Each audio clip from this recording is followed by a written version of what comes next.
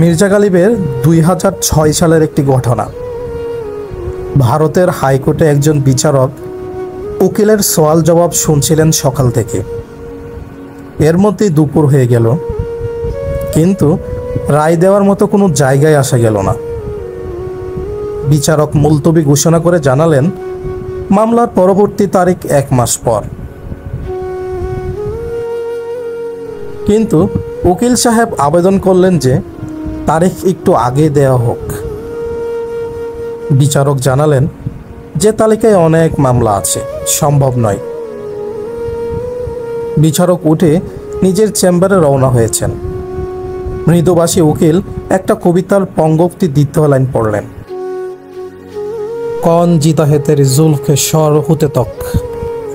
এর মানে হচ্ছে, কে বাঁচে তোমার কেশগুচ্ছ সাজিয়ে নেওয়া পর্যন্ত। কবিতা শুনে বিচারক থেমে গেলেন। উকিল সাহেবকে বললেন প্রথম লাইনটাও পড়ুন। উকিল পড়লেন, আহ কো চাহিয়ে এক উম্র আসর হতে তক। এর মানে হচ্ছে, একটা দীর্ঘশ্বাসের ফল ফলতে একটা জীবন দরকার। বিচারক চলে যাওয়ার আগে আদালতের কর্মচারীকে বললেন এই মামলার তারিখ আগামী সপ্তাহ রাখবেন। বিচারকের নাম তীরিথ সিং ঠাকুর, উকিল ছিলেন নাজমি ওয়াজিরি।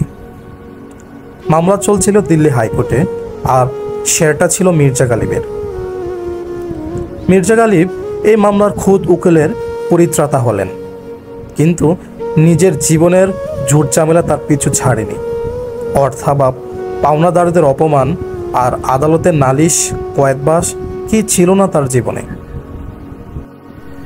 পেনশনের ঝামেলা, আইন, মামলা আর আদালতের সঙ্গে মির্জা গালিবকে মোটামুটি সারা জীবনই কাটাতে হয়েছে। তার সৈনিক বাবা মির্জা আবদুল্লাহ বেগ মারা যান 1803 সালে।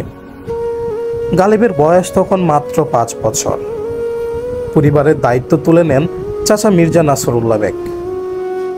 1806 সালে চাচাও মারা গেলেন দুর্ঘটনায়।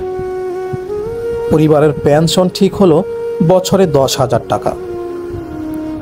সে টাকা দেওয়ার দায়িত্ব পড়ল ফিরোজপুর জিরকার জমিদারির উপর। তবে ইংরেজদের চাপিয়ে দেওয়া পেনশনের টাকা দিতে জমিদারের খুব আগ্রহ থাকার কথাও নয়। পেনশনের টাকা নেমে এলো বছরে 3,000 টাকায়। শেষে বিভিন্ন দাবিদারদের মধ্যে ভাগ হয়ে গালিবের ভাগে এলেও মাসে 62 টাকা 50 আনা। গালিবের জীবনের অর্ধেক কেটেছে পেনশনের প্রাপ্য টাকা আদায় করতে, দেন দরবার আর মামলা করে।